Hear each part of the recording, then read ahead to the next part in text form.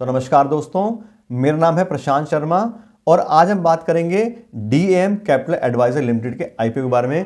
Company अपना IPO लेके आ रही है और कंपनी खुद भी कैपिटल मार्केट में काम करती है। कंपनी एक इन्वेस्टमेंट बैंकर है, तो कंपनी दूसरी कंपनियों को आईपीओ लाने के लिए और फंड रेज करने की हेल्प करती है और अब कंपनी अपना खुद का आईपीओ लेके आ रही है।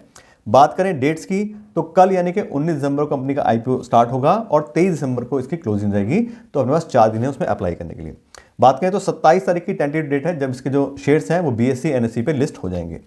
कंपनी जो शेयर है उसकी जो फेस वैल्यू है वो ₹2 पर शेयर की है और जो प्राइस बैंड कंपनी ऑफर कर रही है, जो अपने शेयर का प्राइस कंपनी ऑफर कर रही है वो है 269 से 283 पर शेयर। तो इसके बीच में हम अगर चाहें तो बिड कर सकते हैं। बात करें लॉट साइज की तो एक लॉट में कंपनी के 53 शेयर्स हैं और रिटेल इन्वेस्टर के लिए मिनिमम जो इन्वेस्टमेंट है वो 15,000 रुपये की है और मैक्सिमम 2 लाख तक का इन्वेस्टमेंट में एज ए रिटेल इन्वेस्टर हम कर सकते हैं। बात करें टोटल इशू की तो कंपनी 840 करोड़ का आईपीओ लेके आ रही है। कंपनी 840 करोड़ पे यहाँ पे फंड रेज करना चाह रही है। उसके बाद करें कंपनी के आईपीओ रिजर्वेशन की, किन किन को कितना कितना यहाँ पे रिजर्वेशन दिया है। तो इंस्टीट्यूशन के लिए 50% का जो टोटल इशू आ रहा है उसका वो इंस्टीट्यूशन हो जाएगा। 35% रिटेल शेयर्स ऑफर होंगे और एचएनआईज के लिए 15% जो नॉर्मली होता है वैसे इसका रिजर्वेशन है। बात करें अभी जो ऑलरेडी प्रमोटर्स हैं उनके पास कितने स्टेक होल्डिंग है, तो उनकी शेयर होल्डिंग है 46%। तो 46% जो प्रमोटर्स के पास में, बाकी ऑलरेडी पहले से ही प्राइवेट इक्विटी के थ्रू कंपनी बेच चुकी है। फिर बात करें कंपनी के बिजनेस प्रोफाइल की तो बात की थी, एक कंपनी क्या है, इन्वेस्टमेंट बैंकर है। इन्वेस्टमेंट बैंकर का काम क्या होता है कि जो दूसरी कंपनी है उनको जो फंड रेज करना होता है उसके लिए कंपनी हेल्प करती है। उनकी सारी डॉक्यूमेंट तैयार करने, कब उनको आईपीओ लाना चाहिए, कब फंड रेज करना चाहिए, कि स्टॉक्स अपने बेचने हैं या बॉन्ड्स के थ्रू पैसा इकट्ठा करना है, वो सारा कंपनी काम करती है। रिस्क मैनेजमेंट है, सारा रिसर्च है, सब कंपनी काम करती है। तो वैसी कंपनी यहाँ पे काम है।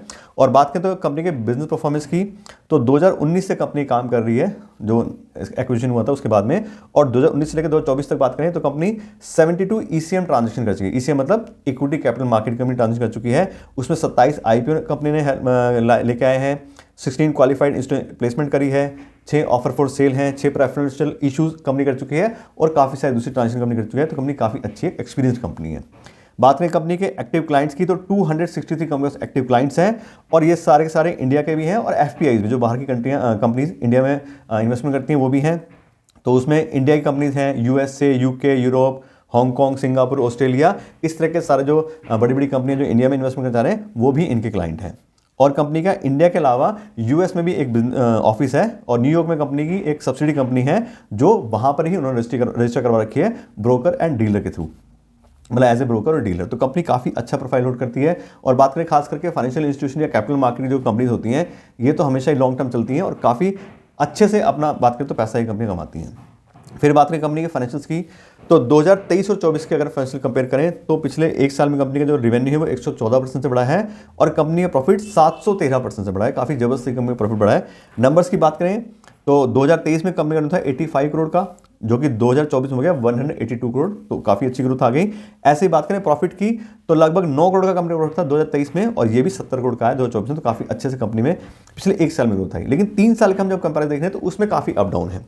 2022 में कंपनी के थे 94 करोड़, फिर 2023 में हो गए 85 करोड़ और फिर 2024 में हो गए 182 करोड़। तो अप डाउन हमें दिखाई दे रहा है। ऐसी बात करें प्रॉफिट की तो 2022 में भी 22 करोड़ नहीं 22 करोड़ का कंपनी का प्रॉफिट था, फिर लगभग 9 करोड़ हो गया, प्रॉफिट काफ़ी कम हो गया और फिर से वापस इंक्रीज हो गया 70 करोड़ का। तो अप डाउन अभी कंपनी में चल रहा है।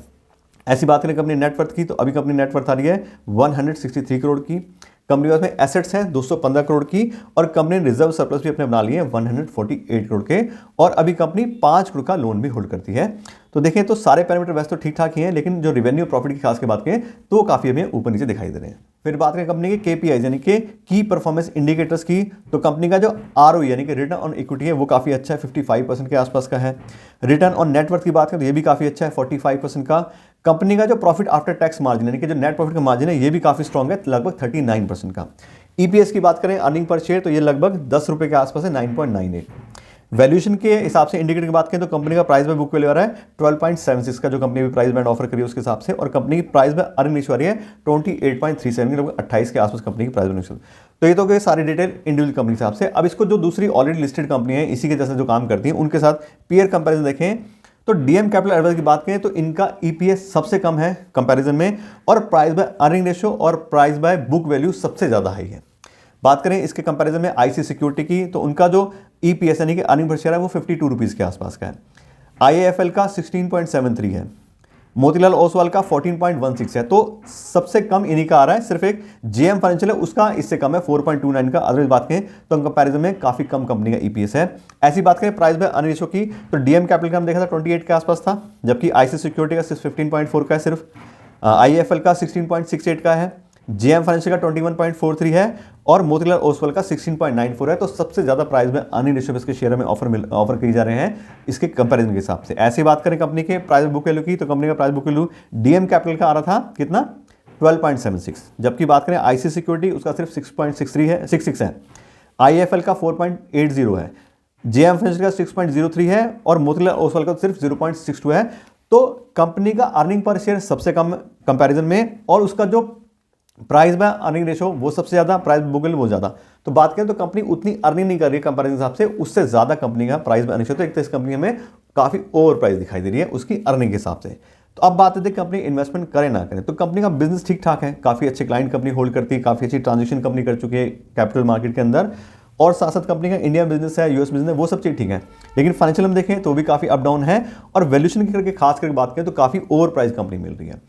तो साथ बात करें तो ठीक ठाक ऑप्शन है। बात करें कंपनी की लिस्टिंग गेन होगा नहीं होगा, तो जो ग्रे मार्केट का प्रीमियम है वो आज के लगभग 108 रुपए का चलेंगे। 283 के जो शेयर्स अगर मिलेंगे तो 108 उसमें ऐड होकर 391 के जो शेयर हैं वो लिस्ट होंगे, लगभग 38% का प्रीमियम चला। लेकिन वही बात है ग्रे मार्केट प्रीमियम की कोई ऑथेंटिसिटी नहीं होती, किस बेस पे निकाल रहे हैं, सच है झूठ है कुछ नहीं पता। तो उस हिसाब से देखें तो कंपनी का प्राइस बाय अर्निंग यानी कि वैल्यूएशन कंपनी की हाई है, बिजनेस ठीक ठाक है और फाइनेंशियल भी ऊपर नीचे है, तो उतना ज़्यादा अच्छा ऑप्शन नहीं है कि बहुत ज़्यादा एक्टिव नहीं कि हमें करना ही करना इन्वेस्टमेंट। तो अपने रिस्क प्रोफाइल के हिसाब से आप थोड़ा बहुत चाह रहे हो कि हाँ ठीक है लिस्टिंग गेन वगैरह मिल जाए तो आप कर सकते हो शॉर्ट टर्म के लिए। लेकिन बात करें तो बहुत ज़्यादा अच्छे फाइनेंशियल या बहुत ज़्यादा सस्ती कंपनी ये नहीं मिल रही है, प्राइस बाय अर्निंग कंपैरिजन में काफ़ी ज़्यादा है, तो मुझे कुछ खास इतना ऑप्शन नहीं लगा है। तो इससे बात करें तो मेरा जो पॉइंट ऑफ व्यू था वो आपको बता दिया, बाकी आप अपने हिसाब से डिसाइड कीजिए कि आपको कंपनी में इन्वेस्ट करना है या नहीं करना है। तो आज के लिए इतना ही रखते हैं, थैंक यू सो मच।